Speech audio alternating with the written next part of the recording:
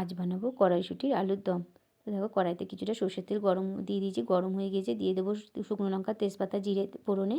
দিয়ে আলুগুলি দিয়ে একটু ভাজা ভাজা করে নেব। ভাজা ভাজা হয়ে গিয়েছে, এবার সময় দিয়ে দেবো পরিমাণ মতো নুন, হলুদ, জিরে বাটা, আদা বাটা, পোস্ত বাটা, চালমগজ বাটা, টমেটো, মটরশুঁটি দিয়ে কষিয়ে নেব। দেখো তেল ছেড়ে এসে এই সময় দিয়ে দেবো একটু বাদাম। তো আমি ভেঙে দিইনি, বাদামগুলো গোটাই দিয়েছি। তো মাখো মাখো হয়ে গেছে, দেখো তেল ছেড়ে এসে এই সময় ধনেপাতা দিয়ে আরও একটু সমস্ত কিছু মিশিয়ে নেব ভালো করে। মিশিয়ে এবারে নামিয়ে নিলেই আমাদের পুরোপুরি আলুরদমটা কমপ্লিট। এদিকে দেখো ময়দা থেকে ছোট ছোট করে লিচিগুলো আমি কেটে নেব। কেটে এবারে এপিপিঠে একটু তেল মাখিয়ে ভালো করে বেলে নেব। এইভাবে কয়েকটা গুচি কেটে বেলে নেব। নিয়ে এদিকে দেখো কড়াইতে আমি তেল গরম বসিয়ে দিয়েছি। একে একে লুচিগুলো ছেড়ে দেব। দিয়ে পিট ওপিট করে লাল লাল করে ভেজে ফুলকো ফুলকো করে ভেজে তুলে নেব। তো এইভাবে কয়েকটা গড়িয়ে নিয়ে পুরোপুরি ভেজে তুলে নেব। সকালের একটা দারুণ জলখাবার।